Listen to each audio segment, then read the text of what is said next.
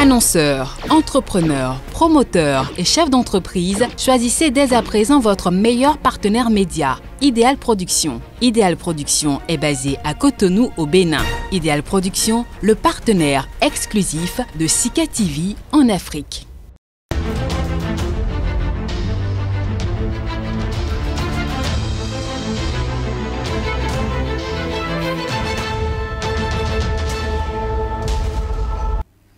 Bonjour à tous.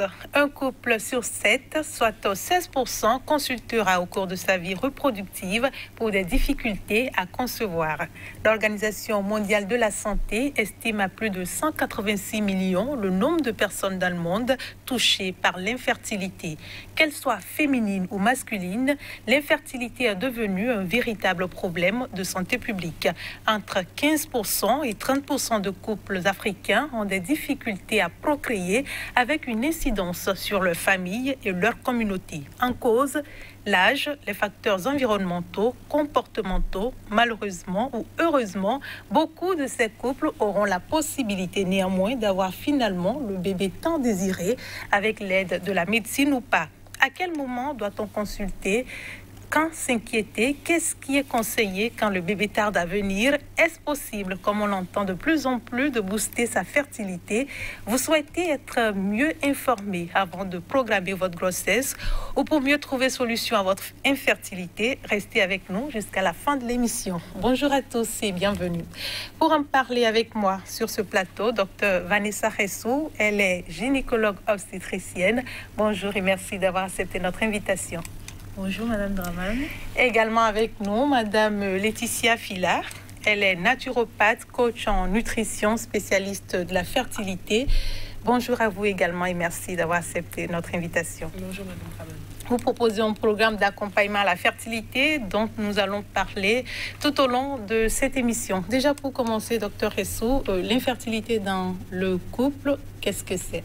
L'infertilité, c'est l'incapacité à concevoir une grossesse après 12 mois de rapports sexuels réguliers, fréquents et complets pour un couple. Cette infertilité, elle est différente de ce qu'on appelle la stérilité. En effet, oui. Parce que la stérilité a un caractère irréversible. La stérilité, c'est carrément l'incapacité totale de concevoir pour un couple. Donc, en cas d'infertilité, on a toujours une chance d'avoir plus tard une grossesse. Exactement. Tout le contraire de la stérilité qui est irréversible. D'accord. On a combien de types d'infertilité? Il y en a deux types. Il y a l'infertilité primaire, qui est l'incapacité de concevoir d'un couple, c'est-à-dire un couple qui n'a jamais eu de grossesse. On va parler d'infertilité primaire. Ensuite, il y a l'infertilité secondaire, qui concerne les couples qui ont déjà eu au moins une grossesse, quelle que soit l'issue de cette grossesse. C'est-à-dire si elle s'est terminée en fausse couche ou si, heureusement, ça a donné naissance à un enfant. Dans la pratique, est-ce que les consultations pour motifs d'infertilité sont fréquentes? Ces motifs sont de plus en plus fréquents. On le remarque, des couples qui viennent, rarement ils viennent à deux, c'est souvent la femme qui vient toute seule pour un désir de grossesse, exprimé ou non. Elle vient, elle peut le dire directement, oui, je viens parce que j'ai un désir de grossesse. Mais il y en a d'autres qui sont un peu plus timides et qui n'arrivent pas à l'exprimer clairement et qui viendront pour des subtilités. Et c'est au spécialiste avec les mots qui saura exactement ce pourquoi elle est venue en consultation. Vous avez l'impression qu'elles sont traumatisées dès le départ? Elles sont traumatisées, elles sont réservées, et elles sont stigmatisées et elles ont du mal à en parler, même devant le spécialiste qui pourra quand même les aider à régler leurs problèmes. On reviendra sur la question de la stigmatisation avec vous, Madame Fila.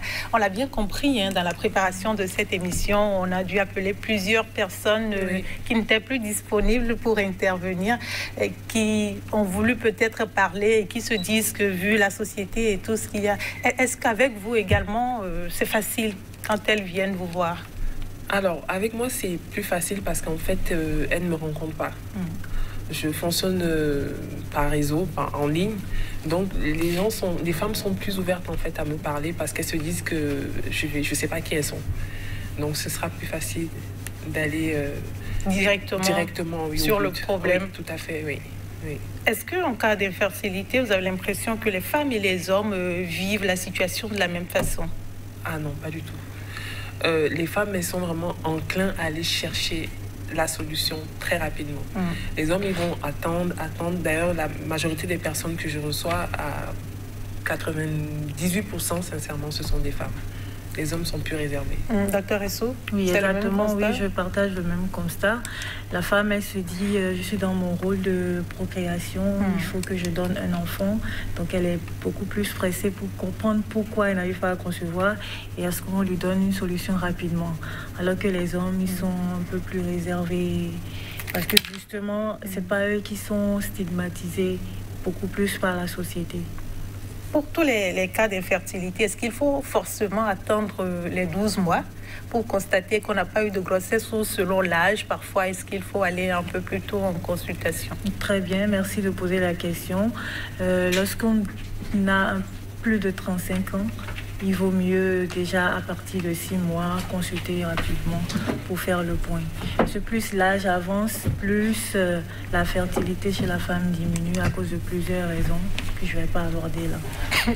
Des raisons pour lesquelles il est important de parler. De votre expérience pour les femmes que vous suivez bien évidemment, et quelle est la conception de la fertilité? Est-ce qu'on se dit, de l'infertilité, pardon, est-ce qu'on se dit c'est une fin où on est apte à affronter les difficultés et à finalement avoir le bébé? Pour la femme, sa fonction première, c'est de procréer. Dès qu'elle se marie, dès qu'elle a un conjoint, pour elle, son devoir, c'est de lui donner un héritier, un descendant. Donc le fait qu'après des rapports sexuels, elle n'arrive pas à tomber enceinte, pour elle, systématiquement, le problème vient de moi. Systématiquement, je ne peux pas avoir d'enfant. Quel problème il y a? Et c'est des fois des femmes difficilement qui arrivent à consulter. Il faudrait parfois attendre le conseil d'une copine ou qu'elle lise un article sur Internet ou un témoignage avant de pouvoir prendre son courage à deux mains et aller vers le spécialiste pour poser le problème. Dans la plupart du temps, c'est dans quelle fourchette? Est-ce que c'est 6 mois, 1 an ou parfois plus? Ah non, il y en a déjà même à 3 mois. Après 3 essais, c'est-à-dire 3 cycles, 3 mois, elles viennent systématiquement dire j'ai un problème. Alors que forcément, ce n'est pas un problème d'infertilité, c'est juste qu'elles n'ont pas laissé le temps au temps pour pouvoir tomber enceinte. Ouais. Madame Fila, quelle est pour vous la conception, quelle conception vous avez de l'infertilité pour vous qui accompagnez des couples? En fait, moi, j'ai exactement la même conception que le docteur. Lorsqu'un couple n'arrive pas à avoir d'enfant après 12 mois de rapport régulier sans protection, là, il faut commencer à se poser des questions. Et lorsque la femme qui vient vers moi a déjà dépassé 35 ans, c'est très rapidement qu'il faut y aller, en fait. Parce que plus le temps passe, plus la fertilité décline. Oui. Et quelle démarche il faut mener dès qu'on constate que le bébé tarde à venir? Il faut prendre rendez-vous, voir le spécialiste qui va vous recevoir. Si vous ne pouvez pas venir déjà avec votre conjoint, ce n'est pas grave. Venez seul en consultation. Le spécialiste fera le point avec vous sur vos antécédents. Il va vous examiner. Il va vous demander un certain nombre de bilans primaires nécessaires pour poser le premier diagnostic, voir quelle anomalie il y a. Et bien sûr, il demandera à voir votre conjoint pour faire aussi le point chez lui. Et après, il vous proposera les solutions adaptées à votre situation. Quand vous parlez de bilan, qu'est-ce que vous demandez d'habitude? On passe par l'échographie pelvienne. C'est une échographie qui permet de voir les ovaires et de voir l'utérus, voir s'il n'y a pas de problème à ce niveau. Ensuite, nous avons ce qu'on appelle l'hystérosalpingographie. C'est une radiographie qui permet de voir la cavité de l'utérus et de voir la perméabilité des trous. Ces deux éléments déjà font partie du bilan préliminaire et nous permettent déjà de poser les premiers diagnostics, de mettre les premiers traitements pour satisfaire le couple. Donc avec ces deux examens, on peut savoir si le problème d'infertilité vient de la femme ou de l'homme. Exactement, puisque chez l'homme, dès qu'on reçoit l'homme, en fonction du cas, on va lui demander un spermogramme. C'est cet examen-là qui permet de voir le sperme, le nombre de spermatozoïdes, leur mobilité, si leur forme est normale, et détecter les anomalies rapidement et les traiter. La première consultation concerne qui? La femme ou l'homme? Ou les deux? De préférence les deux, comme ça on gagne du temps. Parce que si la femme vient seule, on lui dira de revenir à la deuxième consultation avec son conjoint. Donc mieux si les deux viennent ensemble, comme ça on gagne du temps, on voit les deux en même temps, on leur prescrit le bilan qu'il faut et chez l'homme et chez la femme. Et à la deuxième consultation, on interprète les résultats et on avance dans la démarche. Madame Villa, vous accompagnez les femmes ou, je suppose, vous accompagnez les hommes également? En fait, il m'arrive d'accompagner les hommes, mais je dis c'est très, très rare. D'accord. Donc, c'est après que le diagnostic de l'infertilité a été posé que vous venez, que vous intervenez. Donc, est-ce qu'à ce moment, ce sont les femmes qui vous contactent ou les hommes? Ce sont les femmes. Beaucoup plus? 98%, ce sont les femmes. Donc, moi, quand les personnes viennent me rencontrer, donc j'essaie de savoir déjà si elles ont rencontré des gynécologues avant, etc. Donc, ce sont d'abord les femmes et très rarement des hommes. Très, très rarement. On sait que nous sommes dans un contexte africain où déjà, dès que le bébé ne se présente pas, la personne qui est indexée, c'est souvent la femme. Est-ce qu'il vous arrive des cas où les patientes vous demandent des conseils pour convaincre leur mari d'arriver en consultation? Oui, c'est le gros challenge pour l'Afrique, surtout le Bénin. Et elles viennent et disent, surtout quand on leur dit, on finit la consultation, on leur dit, bon, la prochaine fois, revenez avec votre conjoint. Parce que pour avoir un enfant, c'est deux personnes. Il faut voir la femme, mais aussi il faut voir l'homme pour dire qu'il n'y a pas de problème. La première réaction, c'est il n'acceptera jamais, il ne viendra jamais. Pourquoi il ne viendra pas? Pour lui, s'il y a un problème de fertilité, c'est à mon niveau. Voilà, il faut voir chez moi. Donc, des fois, on est obligé de leur demander, bon, si vous pouvez l'appeler, s'il est libre, ben, appelez-le. Je vais lui parler en tant que spécialiste pour qu'il puisse revenir la prochaine fois. Donc, les hommes ne conçoivent pas, notre société actuelle ne conçoit pas que l'infertilité puisse provenir de l'homme. Tout est beaucoup plus mis sur le compte de la femme. Mais heureusement, les mentalités sont en train de changer un peu avec les sensibilisations qui sont en train d'être menées. Pourtant, on l'a dit, 30% d'hommes sont concernés par les questions d'infertilité également. On espère qu'avec cette émission, ils auront un peu plus de facilité à accompagner les femmes en consultation. Et déjà, quelles sont les causes liées à l'infertilité? Chez la femme, nous avons les causes anatomiques, donc les causes au niveau des ovaires, au niveau de l'utérus, donc au niveau de la filière génitale. Nous avons les causes malformatives, donc ça c'est des causes congénitales. C'est la femme qui naît par exemple avec une malformation au niveau de l'utérus qui l'empêche de porter la grossesse. Nous avons également les causes infectieuses dues à des microbes qui détruisent par exemple la muqueuse au niveau des trompes et qui entraînent une obstruction, c'est-à-dire des trompes qui sont bouchées et empêcher la fertilité. Nous avons également les causes hormonales qui sont centrales au niveau du cerveau, qui n'arrivent pas à sécréter les hormones qu'il faut pour pouvoir stimuler les ovaires pour produire les hormones qui interviennent dans la fertilité. Donc les causes, elles sont nombreuses, elles sont intriquées. Et parmi toutes ces causes, nous avons aussi des causes qu'on appelle les causes idiopathiques, c'est-à-dire qu'après toutes les investigations, on n'arrive pas à savoir quelle est la cause de l'infertilité. Je voudrais bien qu'on revienne sur les causes infectieuses parce qu'on le sait de plus en plus au cours de notre vie, de notre cycle. La femme est peut-être confrontée à des infections qu'on traite parfois même sans aller consulter un médecin spécialiste. Et pourtant, vous venez de dire que ce sont des causes qui peuvent à la longue conduire à l'infertilité. Quelles sont ces infections-là et comment se comporter quand elles surviennent déjà? C'est essentiellement les infections sexuellement transmissibles. Et ces infections sexuellement transmissibles, elles peuvent déjà se manifester par les pertes vaginales banales qui sont négligées. Vous avez des femmes qui ont des pertes peut-être qui au départ deviennent jaunâtres, un peu malodorantes et qui le négligent. Et à la longue, l'infection, elle évolue. Donc, elle ne se limite plus seulement au vagin, elle remonte au niveau de l'utérus, elle va contaminer les trompes et peut même entraîner ce qu'on appelle une infection généralisée, donc une septicémie. Et cette infection-là entraîne un accolement au niveau des différents organes dans l'abdomen, c'est ça qu'on appelle des adhérences. Et ces adhérences diminuent la fertilité. Nous avons des microbes comme la chlamydia qui est sexuellement transmissible et qui est un peu vicieuse parce que des fois, elle n'a pas de manifestation clinique. Okay. Donc, la femme peut contracter ce microbe, mais elle n'a aucun symptôme, aucun signe. Et cette infection évolue et crée des dommages, surtout au niveau des trompes.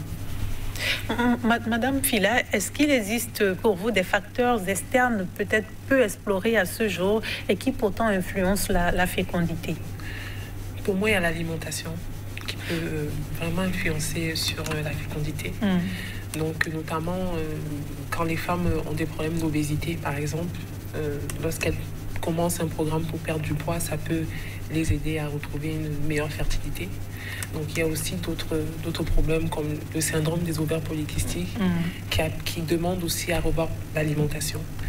Donc, oui, il y a aussi le mode de vie, il y a le stress, il y a le manque de sommeil, il y a tellement d'autres facteurs en dehors des facteurs médicaux eux-mêmes. Parfois, on l'entend lorsque vous n'êtes pas avec le bon partenaire, le bébé ne viendra jamais. Est-ce que ce sont des points sur lesquels vous avez pu mener une étude pour savoir scientifiquement si ça se justifie? Parce qu'on entend peut-être, on est resté avec cette personne 9 ans, 10 ans ou plus, et dès qu'on la quitte, qu'on se met en couple avec une autre personne, la grossesse arrive. D'accord. Moi, personnellement, je n'aime pas mener d'études scientifiques là-dessus. Mais on rencontre des cas comme ça où effectivement le couple est resté ensemble pendant des années et dès qu'il y a divorce et chacun retrouve un autre partenaire, on remarque que à peine quelques mois après, la grossesse vient de chaque côté. Cela peut s'expliquer scientifiquement par une incompatibilité, résus, par des incompatibilités génétiques également. Je ne veux pas rentrer dans les détails techniques, mais c'est pas... On ne doit pas mettre ça en avant pour dire oui, telle personne. Que c'est la personne qui n'était pas la bonne affaire. Peut-être qu'il y avait un problème d'incompatibilité, tout simplement. Pendant qu'on y est, est-ce que quand la femme vient en consultation, que vous redoutez en cas d'infertilité, vous demandez également ces examens avec son homme pour voir s'il y a des cas d'incompatibilité? Oui, ça fait partie du bilan de deuxième intention. Après avoir demandé le bilan classique basique, s'il revient normal, il faut pousser un peu plus loin les investigations et aller jusqu'à ces bilans un peu plus poussés. On a parlé des infections, mais est-ce qu'il y a d'autres signes qui devraient systématiquement nous interpeller quand on est en cas d'infertilité ou pour lesquels on peut se dire qu'on pourrait être dans un cas d'infertilité, par exemple des avortements provoqués ou des avortements de façon répétée? Oui, c'est pour ça qu'on reçoit la femme, la consultation d'une femme ou d'un couple pour infertilité, c'est une consultation qui prend beaucoup de temps parce qu'il faut prendre le temps de poser toutes les questions à la femme, d'explorer tous les terrains. Donc devant une femme qui a eu à faire plusieurs fausses couches, notamment 2 à 3 fausses couches spontanément, sans facteur, il faudrait mieux déjà qu'elle consulte systématiquement un gynécologue pour faire le point, pour comprendre pourquoi elle fait ces fausses couches à répétition et pour ne pas endommager sa fertilité. Aussi, celles qui ont fait des avortements provoqués, on sait dans notre contexte actuel socio-culturel comment se font les avortements clandestins. Donc, c'était dans quelles conditions? Ces conditions-là peuvent détruire la muqueuse utérine, endommager les trompes et être à l'origine d'une infertilité. Également, je profite de cette occasion pour parler d'une grande cause d'infertilité qu'est l'endométriose, dont le maître symptôme sont les douleurs ressenties pendant les règles. Ces douleurs peuvent être des douleurs au bas-ventre atroces ou des douleurs à la miction, c'est-à-dire pendant qu'on fait pipi, ou des douleurs à la défécation.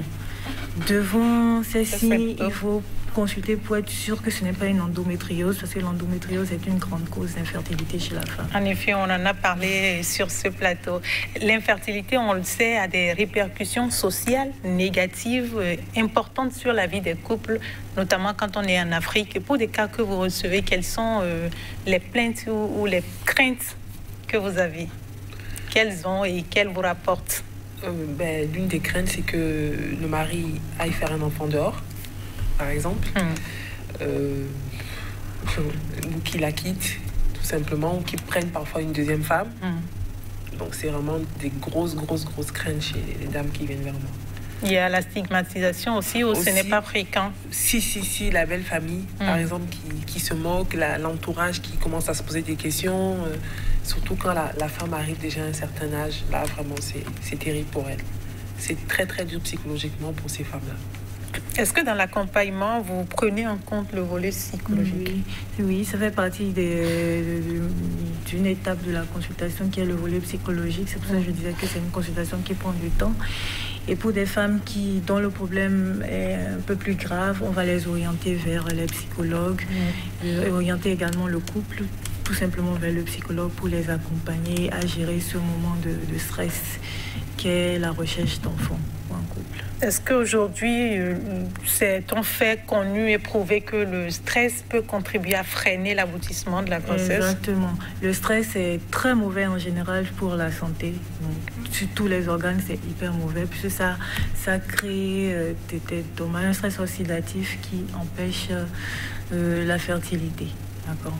Donc je crois, Madame Fila, on sait quelque chose et elle a des remèdes anti-stress. Voilà. Pour vous, le stress et la pression psychologique, la pression sociale qu'exerce la société sur les personnes en situation d'infertilité peut donner l'effet contraire et arrêter. Complètement. Des femmes, elles n'ont pas de problème particulier, le mari n'a pas de problème particulier. Enfin, moi, j'essaie toujours de savoir qu'est-ce qui se passe dans l'environnement de la personne. Parce que parfois, c'est justement dû à l'environnement. Certains emplois. Il y a beaucoup de femmes que je reçois. Par exemple, ce sont des femmes qui sont dans la santé. Apparemment, il y a tellement de pression sur ces femmes-là que ça peut bloquer vraiment la fertilité. En parlant de causes, pour y revenir, on n'a pas soulevé, on sait également qu'on évoque des causes liées à l'alcoolisme, le tabagisme. En effet, c'est important. Parfois, on dit quand on est dans une situation, dans un environnement où il fait trop chaud, la pollution, ce sont des facteurs aujourd'hui qui ont été identifiés pour diminuer la fertilité. Et par rapport au corps professionnel, c'est très vrai. C'est très vrai, c'est souvent des femmes qui sont très, très stressées, qui ont un emploi du temps chargé et qui n'arrivent pas à gérer ce stress-là. En plus, supporter encore le regard de la société, le regard de la famille par rapport à cette grossesse qui ne vient toujours pas. Ça rend encore plus difficile la prise en charge, mais ce n'est pas impossible, on arrive quand même à... C'est-à-dire que quand on est femme, quand on a un travail qui nous stresse et qu'on a envie d'avoir un enfant, il faut quitter le boulot? Non, pas du tout. Non, pas du tout, pas du tout. C'est le boulot qui nous donne une stabilité économique, donc on ne va pas quitter le travail, mais c'est juste savoir comment gérer tout cela. Et pour gérer tout cela, il faut en parler à un spécialiste qui va vous orienter. En quoi consiste la prise en charge quand on est en cas d'infertilité? La prise en charge concerne déjà le premier examen, c'est-à-dire le premier contact qui fait le tour du couple, de la vie du couple, des antécédents pour relever les éléments importants. Ensuite, comme je l'ai rappelé, on va prescrire le bilan de première intention. Après la réalisation de ce bilan, on va interpréter les résultats. Et en fonction des anomalies, on a une prise en charge spécifique en fonction des anomalies trouvées. Donc la prise en charge, non seulement elle est médicale, mais elle peut être aussi chirurgicale s'il y a besoin d'opérer. Elle est psychologique pour un soutien psychologique. Et elle est aussi au niveau de l'alimentation, surtout quand on a des causes comme le syndrome des ovaires polykystiques, comme l'a rappelé Madame Fila, qui aide à diminuer le surpoids et l'obésité chez la femme, qui sont aussi des causes d'infertilité. On le sait bien dans nos pratiques, consulter directement le spécialiste, ce n'est pas ce à quoi on pense directement. Parfois même, on se dit aller chez le spécialiste, on va rencontrer dans de petits centres des médecins, des spécialistes, mais qui ne nous mettent pas forcément sur la bonne voie.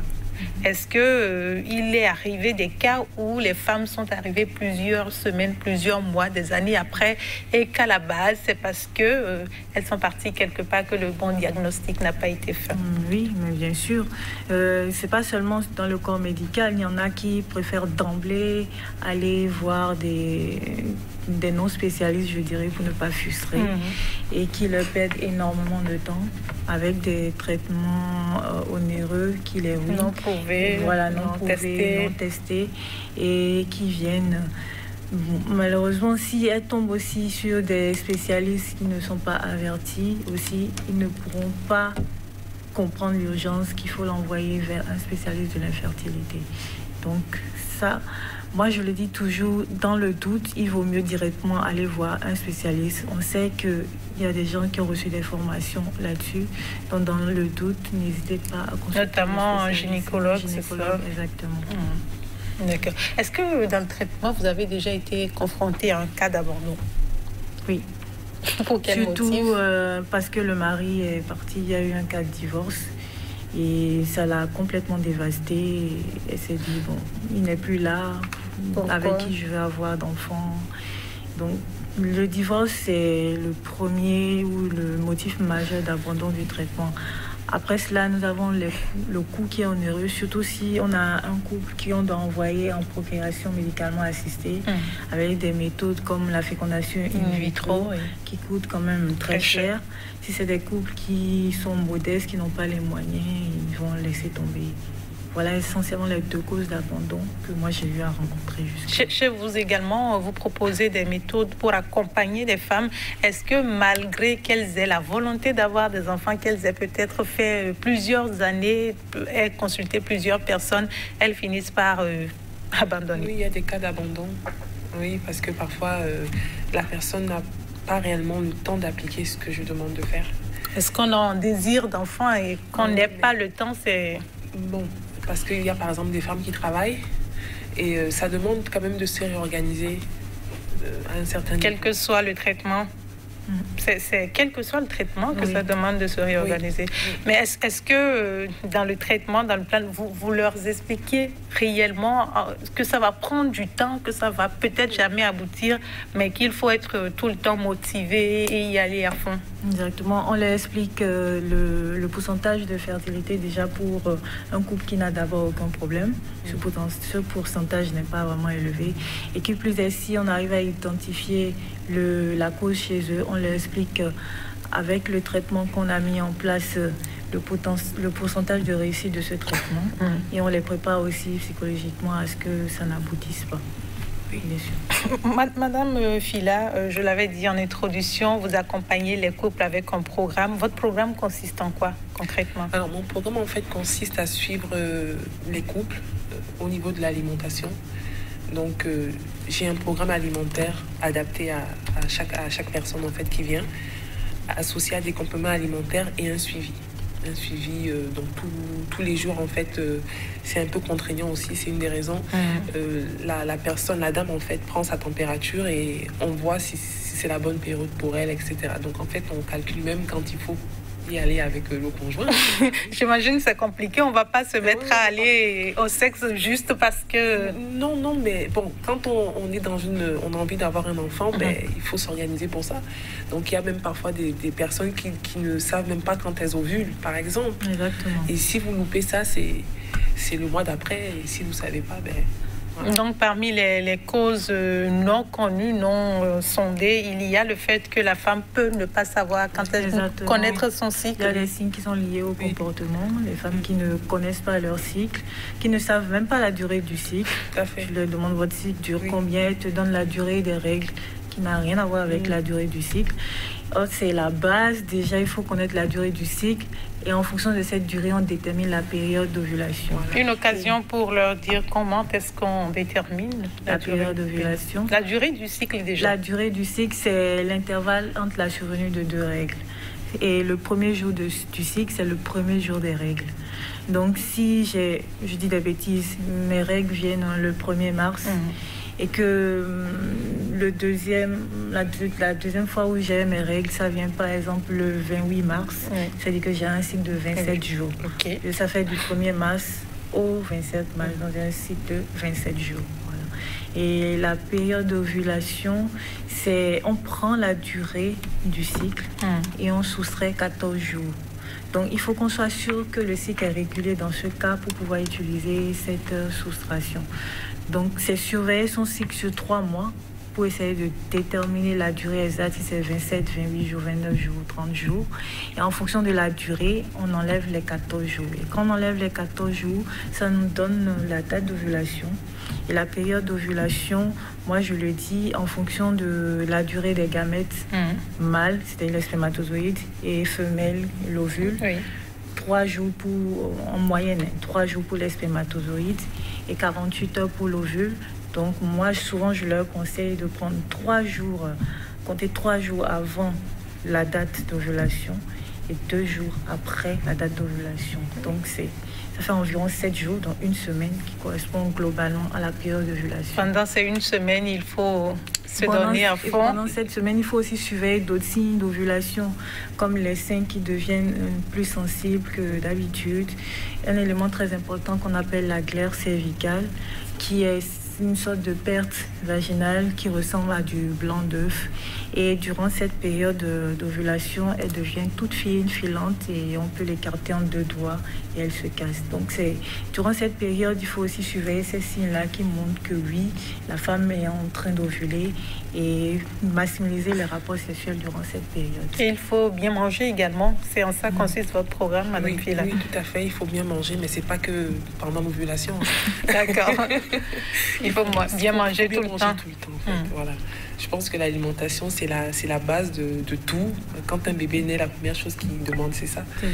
Donc, il faut vraiment faire attention à ce qu'on mange tout au long de sa vie, même déjà la petite fille. C'est important. Donc, votre programme n'est basé que sur l'alimentation. Est-ce qu'il y a d'autres choses, par exemple le sport, que vous conseillez? Non, le sport en tant que tel, pas vraiment, mais c'est un mode de vie en général. Okay. Mais l'alimentation, c'est la base. C'est la base. Pour booster sa fertilité, suffit-il de bien manger? Non, je dirais pas ça comme ça. D'accord. Ce serait trop simple. Okay. Le docteur ne serait pas là avec nous. Non, mais en fait, ça va dépendre des cas. Généralement, quand on est dans le cas, par exemple, d'une infertilité inexpliquée, en général, l'alimentation, là, moi, je vois avec les couples qui viennent le 1er mois. La femme tombe enceinte. Mais si maintenant vous avez des myomes, si vous avez d'autres choses derrière, là je leur dis, je ne peux pas travailler sur ça toute seule. Il faut aller voir aussi un gynécologue. Donc je suis honnête en fait. Si je vois que je ne peux pas là, comme je vous ai donné un cas tout à l'heure, c'est la femme qui n'avait pas ses règles depuis 6 ans. J'ai dit, je ne peux pas. J'ai essayé, parce que je fais aussi du conseil, donc je dis, essayez de voir au niveau de la fécondation in vitro, fécondation non, mais je ne sais pas si ça se fait procréation, mère porteuse, etc., ou l'adoption, parce que là, je ne peux pas, quoi. On parlait du traitement, le traitement, ça dure sur combien de mois? Ça dépend de... Ça dépend de la cause. Si c'est par exemple un fibrome qui empêche de tomber enceinte, on va voir si ce fibrome-là, on peut utiliser un traitement médicamenteux ou s'il faut carrément aller à la chirurgie. Et après la chirurgie, on met des médicaments pour aider à vite tomber enceinte. Donc ça dépend vraiment de la cause. Si c'est par exemple une cause infectieuse qui a entraîné une obstruction des trompes, ça c'est la chirurgie. Il faut aller opérer et se réassurer que l'intervention a été un succès et toujours mettre ce traitement-là pour optimiser la fertilité. Donc dire la durée du traitement, on ne peut jamais le dire à l'avance. On peut juste le dire que ça dépendra de la cause qu'on va retrouver après les explorations. Et il y a combien de chances, quel pourcentage de chances de tomber enceinte quand on a bien suivi le traitement? Quelle que soit la cause, je veux dire, si c'est possible. Je ne vais pas donner un pourcentage, mais les chances sont élevées. Il y a également la possibilité que ça n'aboutisse jamais. Oui. Et c'est ça qu'on appelle les causes idiopathiques, c'est-à-dire on essaie, mais la grossesse ne vient pas. C'est-à-dire la médecine ne s'explique pas pourquoi la grossesse ne vient pas. On sait qu'on est beaucoup croyants chez nous. Est-ce que dans vos traitements, dans votre accompagnement, vous avez le côté spirituel que vous explorez? Non, sincèrement non. Maintenant, si je vois que la personne, parfois il y a des dames qui vont dire « Ah, grâce à Dieu », donc là, je peux comprendre que la personne a une certaine ouverture et que ça peut l'aider éventuellement de lui dire, bon, gardez la foi, etc., etc. Mais sinon, moi, je ne rentre pas dans le spirituel. Et est-ce que la médecine entre dans le spirituel? Non, non plus. C'est beaucoup plus les données scientifiques qu'on aborde dans ce sens-là. Au bout de combien de temps, vous-même en tant que médecin, vous pourrez dire à la patiente on a fait ce qu'on pouvait? Moi, j'essayerai juste à ce que la période d'activité génitale se termine, c'est-à-dire jusqu'à la ménopause. La ménopause, c'est l'arrêt en fait de la fertilité chez la femme. Donc, si elle est ménopausée, là, on sait que bon, c'est fini, elle ne pourra plus avoir d'enfants. Mais on a eu des cas où... Oui, on a eu des cas où après la ménopause. Oui. Ça s'explique aussi de façon scientifique, où c'est quelques follicules qui sont restés et pour une raison ou pour une autre sont rentrés en maturation et elle a ovulé. Et pendant la période, elle a eu un rapport sexuel et la grossesse est arrivée. Sinon, c'est des cas rares, exceptionnels, mais c'est pas impossible. Tout est encore possible. Oui. Même chez vous, tout est possible ou à un moment donné, quand ça n'arrive pas... Non, alors moi, ça fonctionne sur 3 mois. Parce que je ne veux pas faire perdre du temps aux gens, en fait. C'est tellement important pour ces femmes-là d'avoir un enfant. Donc, si je vois qu'au bout de 3 mois, il n'y a pas de résultat, je dis, il faut changer. La stratégie. Voilà, il faut changer la stratégie. Parce que sinon, on va perdre du temps. Donc, je préfère être honnête en disant, on va essayer 3 mois. Voilà, c'est comme ça. Et l'alimentation, quand vous parlez de tomber enceinte, booster la fertilité, entre autres par l'alimentation, c'est de quel type d'alimentation on parle? Alors, par exemple, on va parler de tout ce qui contient les oméga 3, donc certains poissons, etc., qui permettent de booster la fertilité. Il y a aussi des aliments aussi que je leur demande de retirer parce qu'il y a des études qui montrent que voilà, certains aliments peuvent être limitants. Bon. Je rappelle que vous êtes coach en nutrition. Voilà, c'est ça. Il y a certains aliments qui peuvent être vraiment rédhibitoires en fait quand on essaie de tomber enceinte. Donc, par exemple, je demande est-ce que vous prenez du café? Est-ce que vous prenez certains produits? Certaines personnes sont allergiques aux produits laitiers, par exemple, elles ne savent pas. Et ça a une incidence sur la fertilité. Bon, donc voilà, c'est tout un questionnaire quand même que je donne aussi pour savoir dans quelle direction aller. Quelles sont les conditions pour être fertile? Je reviens sur la question parce qu'au-delà de connaître son cycle, je suppose qu'il y a peut-être des conditions pour lesquelles le kyste doivent être réunis quand on s'attend à avoir un enfant. Oui. Pour être fertile, il faut que la filière génitale soit en bonne santé. Donc, premièrement, ça passe par une bonne hygiène intime pour pouvoir éviter les infections. Moi, je dirais ça. Et il faut connaître les signes de l'ovulation pour savoir est-ce que j'ovule réellement. Parce que sans ovulation, il ne peut pas avoir de grossesse. Oui, allez-y, vous voulez dire quelque chose? Dans le contexte africain, on sait que parfois c'est compliqué pour les femmes traditionnellement de vouloir dire à l'homme je veux de toi, mais quand la femme est fertile, que l'homme peut-être ne le sait pas ou qu'ils sont en conflit pour une situation, pour une autre, comment est-ce qu'on peut tomber enceinte? Comment faire savoir que... On l'attrape, on le viole. On n'a pas dit ça, c'est ça. Non, je plaisante, bien sûr. Non, moi je pense que pour avoir un enfant, comme dans tous les couples, il y a tout souvent des conflits, ça arrive à tous les couples. Mais si on a un projet de grossesse, je pense que c'est ça qui doit primer sur les conflits. Donc même si elle est en période fertile et qu'il y a des conflits, ils doivent pouvoir mettre ces conflits-là de côté et voilà, faire ce qu'il y a à faire pour amener la grossesse. C'est le projet qui prime sur les conflits. Moi, c'est mon point de vue. Il faut le rappeler, nous en parlons pour informer ainsi que pour vous donner des moyens de multiplier vos chances d'avoir des enfants. Et l'incidence sur la vie sexuelle, est-ce qu'en cas d'infertilité, elle est grande? Elle est très forte. Elle est très forte parce que la femme, elle se dit, bon, je vais maximiser les rapports sexuels pendant ma période d'ovulation pour être sûr que je tombe enceinte.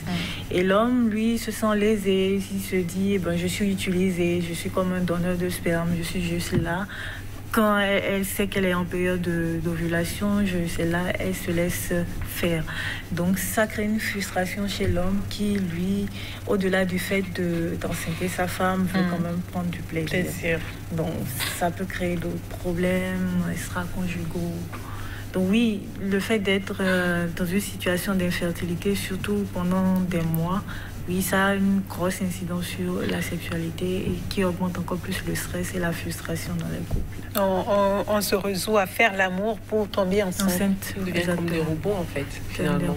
Mais on a compris que dans votre programme également, vous conseillez de faire l'amour souvent. Oui, c'est très important parce que, vous savez, on a 3 mois. Donc pendant les 3 mois, il faut y aller au bon moment pour que ça puisse maximiser les chances. En fait. Oui, mais est-ce que prendre du plaisir également ne permet pas de maximiser les chances? Parce que quand on a envie de tomber enceinte, quand on se dit oui, il faut le faire tout le temps, parfois même c'est le médecin qui vous conseille quand le faire, et puis c'est déjà programmé dans votre tête, c'est du stress. Oui, il faut dire aussi que on dit souvent, et c'est prouvé scientifiquement d'ailleurs, que lorsque la femme a un orgasme, surtout pendant la période d'ovulation, lorsque la femme a un orgasme, et au même moment de l'orgasme, la femme, le partenaire sexuel éjacule, ça permet, donc ça augmente beaucoup plus la fertilité parce que ça permet beaucoup plus aux spermatozoïdes de migrer vers l'ovule si elle a déjà ovulé. Donc oui, prendre plaisir durant le sexe pour pouvoir tomber enceinte, c'est capital. On le dit au couple qu'il ne s'agit pas seulement pour l'homme de déposer sa semence, mais la femme aussi doit prendre du plaisir pour aider à booster sa fertilité.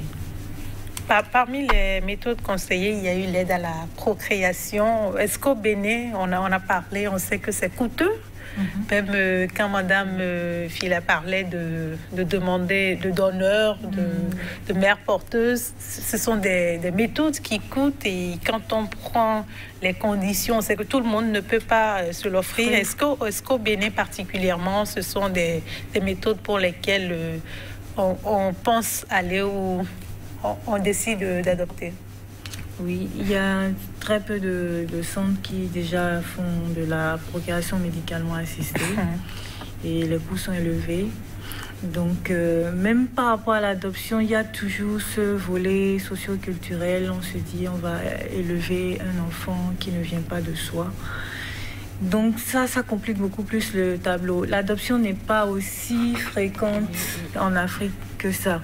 Donc c'est beaucoup plus des cas d'abandon tout simplement on aura, ou des cas de divorce où l'homme va chercher une autre femme pour voir si c'est pas avec l'ancienne qui a peut-être un problème spirituel et vice versa. Donc c'est très rare de voir un couple chez qui on a détecté un problème qui nécessite d'aller vers une procréation médicalement assistée et parce que justement ils n'ont pas les moyens, ils ne peuvent pas recourir à ces méthodes-là, décider spontanément d'aller à l'adoption. C'est une question d'éducation et de point de vue socio-culturel qui n'est pas très développé dans nos milieux. Pourtant, il le faut quand on a besoin d'avoir un enfant. Madame Fila, quels sont aujourd'hui les défis auxquels sont liées les questions, les problématiques d'infertilité? Alors, dans quel sens? On sait, dans le sens où on sait aujourd'hui, quand on a besoin d'un enfant, on fait tout. On s'adonne à tout, parfois même aller chercher l'enfant ailleurs. Oui. Parfois, les beaux-parents qui nous contraignent à tout. Ah oui, d'accord.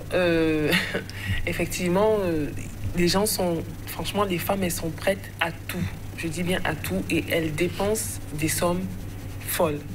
Elles dépensent des sommes folles. Et le problème aussi, c'est qu'en Afrique, tout ce qui concerne la procréation médicalement assistée n'est pas encore tellement développé et ça coûte très cher. Alors que quand vous allez dans d'autres pays comme en Occident, en France par exemple, ce sont des choses qui sont prises en charge par la sécurité sociale là-bas. Donc je pense que le plus grand défi sincèrement c'est de tomber sur des personnes professionnelles, c'est de tomber aussi, c'est d'avoir aussi les moyens finalement de pouvoir réaliser son rêve s'il faut aller jusqu'à la procréation médicalement assistée par exemple. Oui. Aujourd'hui, on sait également que quand je dis faire tout pour tomber enceinte, il y a également le shopping procréateur, comme vous l'appelez. Effectivement, bon, là, c'est par exemple, c'est dans le cas où c'est l'homme qui a un problème, la femme maintenant va se mettre à aller avec différents hommes pour pouvoir tomber enceinte et puis attribuer la paternité en fait à son mari. Donc c'est ce que moi j'appelle le shopping procréatif. Donc, il y a des risques, hein, docteur Presso? Des risques comme que finalement ça marche et qu'après des années où que l'enfant a un souci et qu'on constate que... Oui, c'est déjà arrivé où c'était un cas d'infertilité et la femme est allée prendre la grossesse chez un autre homme et bien sûr l'a attribuée à son conjoint parce qu'elle était mariée. Et après, l'enfant a grandi, il était au secondaire et le vrai père, lui, il était au courant de l'histoire, il savait que c'était pas le mari qui était le père de l'enfant. Il est venu réclamer sa paternité. Donc c'est allé à la justice, on a dû faire les tests de paternité qui a prouvé que ben non, c'était pas le conjoint qui était le père, mais c'était le monsieur. Donc oui, c'est très fréquent. Très très fréquent qu'elles sont vraiment prêtes à tout, hein. Oui. Prêtes à tout pour sauver la face, pour ne pas qu'on les traite de stériles. Elles sont prêtes à tout pour avoir un enfant. Est-ce que là, on ne va pas dire que c'est la société qui les y contraint? Pas les y contraint, mais qui influence ce choix. Parce que c'est un choix, c'est une décision qu'elles ont prise. Oui, je veux avoir un enfant, peu importe avec qui, mais moi, je veux avoir un enfant. La question peut toucher les sensibilités, mais est-ce qu'on est tous obligés de faire des enfants? Obligés? Bon, je pense que c'est une question de couple. Il y a des couples qui vont se dire, nous, on n'en veut pas. Mais en Afrique, c'est vraiment là, c'est rare, quoi. Donc, forcément, quand vous vous mettez ensemble, vous vous mariez, c'est pour procréer. Donc, bon, je pense qu'il y a une certaine obligation en Afrique. C'est une question de choix personnel. C'est une question de choix personnel. Il y a des femmes qui se marient et même avant même de se marier, elles sont déjà calées dans la tête que moi, je ne veux pas avoir d'enfant. Donc, je pense que c'est une question de conviction, de choix personnel. Si chacun est heureux avec son choix, que veut le peuple? Que veut le peuple? Tout ce qu'on veut individuellement. On va parler maintenant de l'impact sur le couple. C'est vrai qu'on avait parlé d'impact individuellement sur la personne. L'impact sur le couple quand on est en question d'infertilité. Quel est ce que le couple ressent et que vos patientes vous rapportent souvent? Mais, premièrement, c'est les rapports sexuels qui sont programmés ou à tous les mois, surtout quand on met le traitement qu'il faut pour booster la fertilité, où on leur dit il faut prendre tel médicament de telle période à telle période, il faut prendre, voilà, il faut commencer les rapports sexuels à tel moment, il faut faire les tests d'ovulation à tel moment. Donc tout devient programmé, calculé, voilà. À la longue, c'est fatigant psychologiquement. Le couple n'arrive plus à être complice, à être épanoui comme avant. Donc, cette situation peut déjà, au-delà même du fait que l'enfant ne vienne pas, le fait que tout soit casé, réglé, et qu'on fasse intervenir une troisième personne ou le spécialiste dans quelque chose qui est vraiment intime, ça déjà, ça peut être des raisons de séparation, de conflit à chaque fois et tourner dans un cercle vicieux. Oui, donc, Madame Fila, pour vous, quel est l'impact sur le couple? L'impact, ça peut vraiment aussi amener à une séparation, hein, parce que c'est tellement important, ça devient tellement le centre dans le couple, et que le couple ne réussissant pas à réaliser le désir de parentalité se sépare, vraiment. Et ça peut aussi amener, comme je disais, la tromperie de la femme, la tromperie de l'homme. Ça peut amener finalement aussi la belle famille à se mêler de tout et finalement à casser la femme dans le foyer. Parfois, est-ce que l'environnement se mêle ou en tant que femme déjà infertile, on se dit c'est sûr que les autres vont penser ça de nous?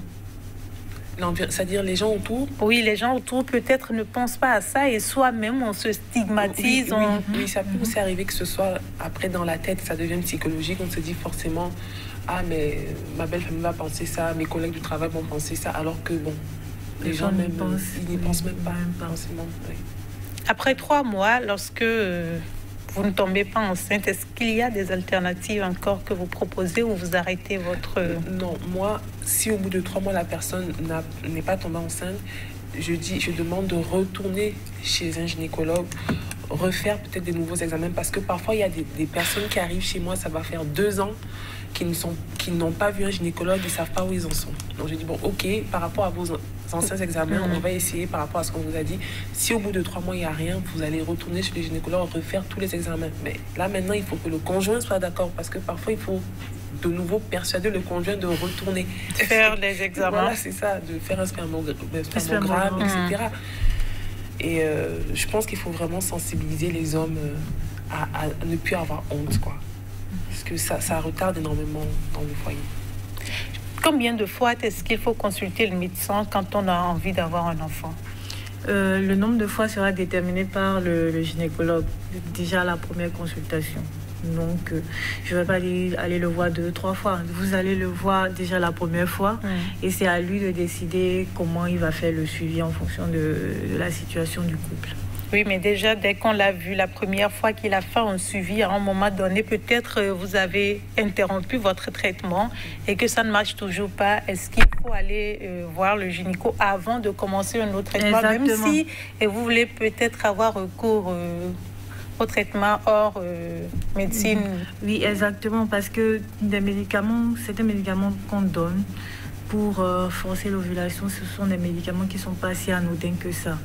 Donc, après la prise de ces traitements, et s'il n'y a pas eu de grossesse, il vaut mieux aller le revoir pour qu'il refasse ne serait-ce qu'une échographie pour voir si tout est toujours normal, tout est toujours en place, il n'y a pas eu autre chose qui s'est ajouté au tableau avant d'essayer, que ce soit un traitement médicamenteux ou un traitement ailleurs.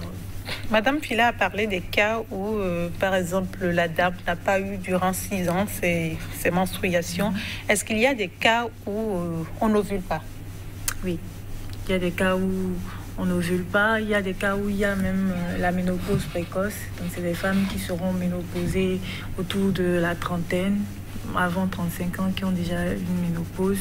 C'est-à-dire ménopause, c'est-à-dire qu'il n'y a plus de possibilité de tomber enceinte. Donc, bien sûr, qui dit ménopause dit absence de règles. Donc, il y a une femme qui n'a plus ses règles depuis 6 ans, forcément, il faut se rassurer que ce n'est pas une ménopause précoce. Ou ça peut être aussi ce qu'on appelle les synéchies utérines, c'est-à-dire les parois de l'utérus qui sont accolées. Et vu qu'elles sont accolées, les règles ne viennent pas. Donc, forcément, il faut faire le point avec le gynéco pour savoir dans quelle situation on se trouve. C'est important le rendez-vous avec le gynécologue. C'est d'ailleurs pour ça que, dans la plupart des cas, on conseille que les femmes doivent faire une visite. Consultation au moins une fois par an. Tous les ans, tu dois aller voir un gynécologue, même si tout semble aller bien. Cette consultation, qu'est-ce qu'on voit concrètement? On examine premièrement les seins pour le dépistage du cancer du sein. Oui. Et on fait l'examen gynécologique. On pose un spéculum pour voir de façon macroscopique, c'est-à-dire à l'œil nu, l'état du col. Et si la femme a fait un frottis cervico-utérin il y a longtemps, on va le lui prescrire pour dépister toujours le cancer du col de l'utérus. Après, au besoin, on va leur demander une échographie pour voir comment se portent les ovaires, s'il n'y a pas de kyste, et comment se porte aussi l'utérus pour voir s'il n'y a pas de fibrome, ainsi de suite. Il faudra expliquer pourquoi c'est important, parce qu'on le sait de mieux en moins dès qu'on fait la consultation. Une fois, on s'attend peut-être à être en situation de désir de grossesse avant de retourner chez le médecin. Et quand ça ne vient pas, on se dit que c'est important, mais quand ça vient, on attend les consultations de maternité. Oui, c'est important de le faire parce que si on le fait de façon régulière tous les ans, dès qu'il y aura une petite anomalie, on pourra rapidement prendre ça en charge et nous attendre d'abord d'être en situation d'infertilité avant de venir pour pouvoir faire le point. Et c'est pas seulement l'infertilité, comme je l'ai dit, ça permet de faire le dépistage des cancers qui tuent les femmes. Or, ce sont des cancers qui, lorsqu'ils sont dépistés très tôt et qu'on met le traitement adéquat, les femmes arrivent à survivre. Aujourd'hui, avec vous, vous proposez beaucoup de conseils, surtout en rapport à l'alimentation. Est-ce qu'il est arrivé des cas où ce sont les hommes qui ont demandé à leurs femmes d'arrêter? D'arrêter de suivre le programme? Oui, de suivre le programme. Non, j'ai pas eu de ce cas-là, mais par contre, j'ai plutôt eu le cas des hommes qui étaient très sceptiques. Disant non, ça marche pas. Ce que tu fais là, ça marche pas. Mais déjà, quand vous dites c'est une personne, psychologiquement, la personne, elle est abattue. Elle va suivre, mais elle n'est pas motivée. Elle ne sera pas autant motivée. Donc moi, derrière, je suis obligée de dire non, rester motivée. Il y a tout ça derrière. La pensée positive est très importante. Oui, c'est très, très, très important. Parce que même si on ne sait pas quand ça va arriver, c'est important que le cheminement pour avoir un enfant reste quand même positif. c'est très important. Aujourd'hui, vous avez eu combien de femmes qui ont abouti, dont le traitement a abouti et pour lesquelles c'est moi, j'ai le à peu près sourire? actuellement une quinzaine de femmes, donc celles que j'ai contactées, il y en a une qui va accoucher là le 24 mai, il y en a d'autres là qui ont accouché, donc ça fait plaisir quand même de savoir que le traitement aboutit. Oui. Docteur Essou, très rapidement, nous sommes presque à la fin de l'émission, des conseils pour les couples qui ont désir de grossesse pour lesquels peut-être le cas d'infertilité n'a pas encore été diagnostiqué, qui ne le savent pas, et pour les couples qui sont déjà en situation d'infertilité et qui font tout pour avoir un enfant. D'accord, merci. Déjà, je commence par, premièrement, les couples qui ont un projet de grossesse, ça commence par là. Oui. Avoir un projet de grossesse, c'est bien beau, mais ça se planifie. Ça se planifie, donc c'est une organisation qu'il faut faire sur le plan professionnel, sur le plan aussi personnel dans le couple. 1. 2, il faut aussi faire une consultation bien avant de commencer toutes les tentatives pour tomber enceinte, pour que chez la femme, le gynécologue puisse faire le point et donner, la dernière fois j'en ai parlé sur ma page personnelle, donner de l'acide folique qui permet de prévenir les malformations neurologiques chez l'enfant. Donc cette consultation avant de commencer à planifier d'avoir une grossesse est très importante. Maintenant, pour les couples qui déjà ont commencé à essayer, dès que vous sentez qu'il y a quelque chose qui ne va pas, on n'est pas obligé d'attendre forcément les 12 mois avant d'aller consulter. Déjà, même si vous sentez qu'il y a quelque chose qui ne va pas, allez voir le spécialiste, c'est toujours bénéfique. Même s'il ne trouve pas forcément une anomalie, au moins il pourra vous donner certains conseils qui vont vous aider à tomber enceinte. Des fois, c'est des troubles du comportement, c'est des couples qui, par exemple, ont des rapports sexuels et l'homme qui n'éjacule pas dans le vagin. Ça ne peut pas donner une grossesse. Interrompu. Exactement, et qui n'arrive pas à comprendre pourquoi la femme ne tombe pas enceinte. Donc déjà, en faisant cette consultation et en parlant avec le spécialiste, s'il y a déjà ces petits troubles, il pourra déjà vous dire oui et donner d'autres conseils pour pouvoir vous aider à tomber enceinte. Et non, pour celles qui ont déjà fait cette consultation, chez qui on a diagnostiqué une anomalie et qui sont sous un traitement ou un autre, c'est de ne pas perdre espoir. Ne jamais perdre espoir. Moi, je le dis toujours, la grossesse, c'est Dieu qui donne. Les médecins sont juste là pour vous accompagner à tomber enceinte. Mais c'est la nature qui donne la grossesse. Donc, ne jamais perdre espoir. Toujours la pensée positive, suivre les traitements, les rendez-vous comme il le faut. Et avec un peu de chance, ça va bien se passer. Avec vous, Madame Mifa, pour finir. Écoutez, moi vraiment c'est pareil, hein, c'est vraiment dire aux femmes de garder espoir, de dire aux hommes de s'intéresser réellement, de ne pas avoir honte, d'aller consulter. Bien sûr, un gynécologue et aussi de voir des méthodes alternatives. Bien sûr, l'alimentation, de toute façon, c'est tous les jours. Il n'y a pas besoin de venir forcément me voir. Mais voilà, essayer de manger des bonnes choses, essayer de manger des choses qui peuvent booster la fertilité. Et c'est très important. Moi, à mon sens, aujourd'hui, on ne doit plus être dans la dichotomie médecine, méthode alternative. Parce que voilà, on doit fonctionner en symbiose parce que c'est vraiment un problème qui peut être qui est général en fait. Un problème de santé publique. Ouais, c'est un problème de santé publique. Je pense pas qu'on doit dire que je vais seulement là-bas chez telle personne, chez le praticien, parce que voilà, il faut que ce soit, on travaille en équipe. Et il faut consulter les bonnes personnes surtout. Consulter les bonnes personnes et ne pas se mettre à courir un peu à gauche, à droite, dire je veux absolument un enfant dont je vais dépenser des millions. Non, il faut aller vers les bonnes personnes. Merci à vous deux d'avoir participé à cette émission et d'avoir apporté de la lumière à toutes les femmes qui désirent avoir un enfant, pour qui ce n'est pas encore possible et pour qui, on l'espère bien, ce sera possible bientôt. Un projet parental est un projet à deux, c'est désormais clair.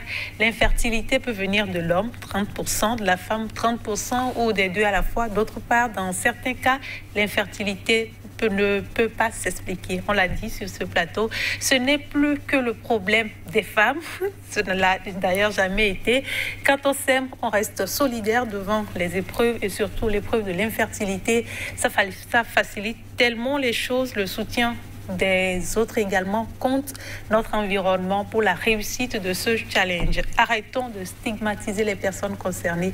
Nous sommes d'ailleurs tous concernés. Ne perdez pas espoir et bon courage à ceux qui se battent et espèrent toujours être maman. Ce sera tout pour aujourd'hui. Prenez soin de vous. On se retrouve bientôt.